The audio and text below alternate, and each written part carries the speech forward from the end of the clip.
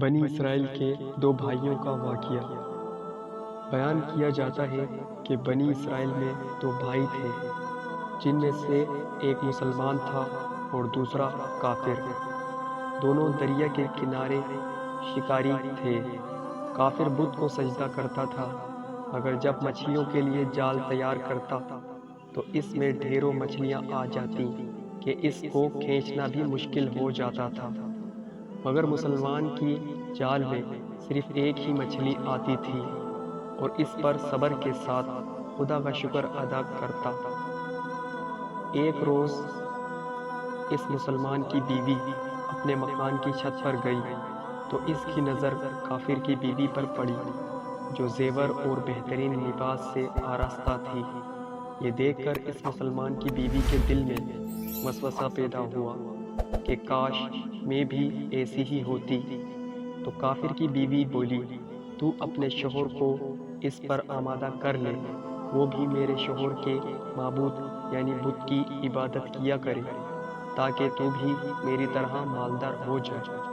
یہ سن کر مسلمان بھائی کی بیوی کچھ غم زدہ سی ہو کر نیچے آئی، اور جب اس کا شوہر گھر آیا تو اس نے بیوی کا حال دیکھ کر پوچھا، کیا ہوا، کیا بات ہے؟ جس سے تو اس کی قدر غم زدہ معلوم ہوتی تھی۔ تو وہ کہنے لگی، بس میاں، یا تو تم مجھے طلاق دے دو یا اپنے بھائی کے معبود کی عبادت شروع کر دو۔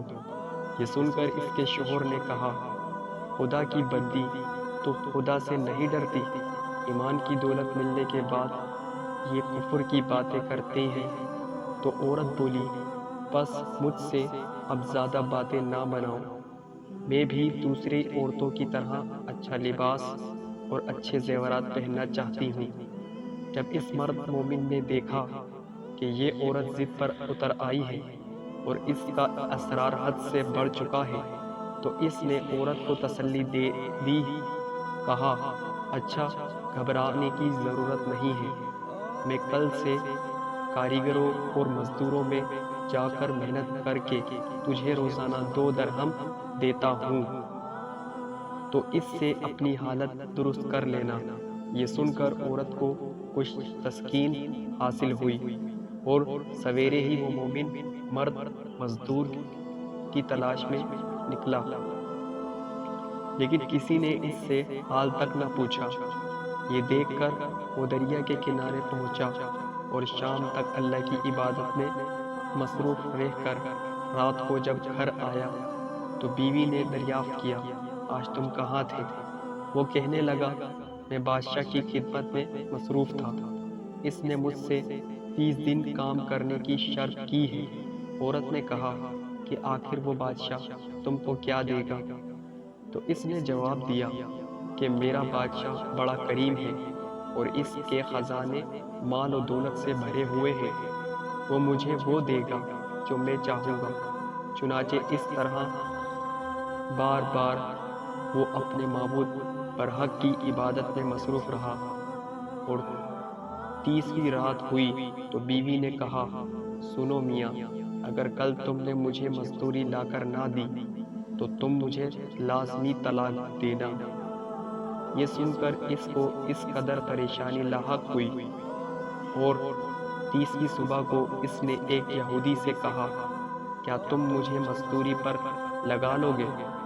یہ سن کر یہودی کہنے لگا کہ ہاں، تم کو مزدوری تو مل جائے گی، لیکن شرط یہ ہے کہ میرے پاس تمہارے کھانے پینے کا کوئی انتظام نہ ہوگا۔ چنانچہ وہ مرد مومن روزے کی نیت کر کے یہودی کے ساتھ ہو لیا۔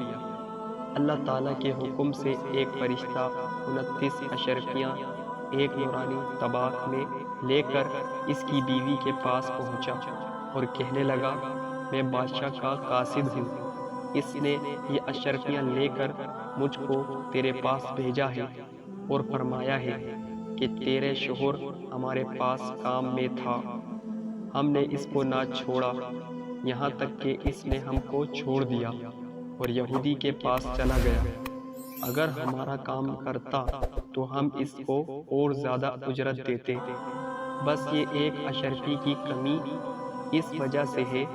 چنانچہ وہ عورت ان اشرفیوں میں سے ایک اشرفی لے کر بازار گئی۔ سنار نے اس کی قیمت 1000 قیمت عورتوں کے ہاتھ میں رکھ دی، اور جب شام کو وہ مومن مرد گھر واپس لوٹا تو عورت نے اس سے دریافت کیا، آج تم کہاں تھے؟ اس نے جواب دیا کہ آج میں ایک یہودی کے کام پر گیا ہوا تھا۔ تو بیوی کہنے لگی کہ آخر بادشاہ کی خدمت ترک کر کے تم دوسری کی خدمت کیوں کرتے ہو؟ پھر اس کو اشرفیوں کا واقعہ سنایا، جس کو سن کر وہ مرد مومن روتے روتے بے ہوش ہو گیا، اور جب اس کو ہوش آیا تو بیوی سے کہنے لگا، افسوس کہ میں بادشاہ دو جہاں کی خدمت کا حق اپنے اوپر لازم نہ کیا۔ اس کے بعد اس شخص نے عورت کو چھوڑ دیا اور پہاڑوں پر چلا گیا، جہاں خدا کی عبادت میں مصروف رہ کر اس کا انتقال ہو گیا۔ اللہ تعالیٰ اس پر اپنا رحم فرمائے، آمین۔